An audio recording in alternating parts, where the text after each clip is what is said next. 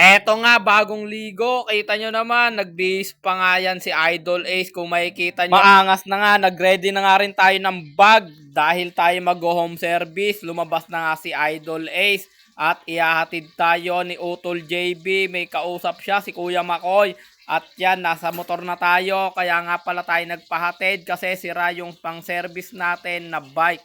Kaya magmomotor tayo kasama ang aking utol na si Utol JB. Pagkatapos nga, umalis na siya at eto na yung mga gamit ko at eto yung customer ko. Magpapa-low paid siya. Gusto niyang gupit, low paid.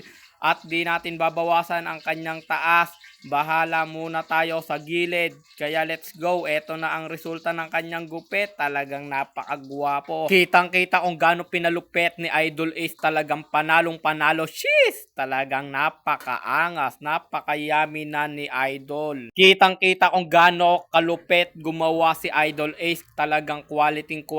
Panalong panalo yan. Katropa, agawang Ace Barbershop. Talagang binigyan pa nga tayo ng Sprite. Salamat dito tropa sa Sprite na to. At nandito na nga tayo sa Dada Silugan dahil nagutom na nga tayo. Pipili lang tayo dito ng magugustuhan natin pagkain. Nagchat na rin sa akin si Utol JB. Napapunta na siya. Kumain na nga kami. Paubos na yan. Ang lupit talaga. Ace Barbershop. I love you. God bless.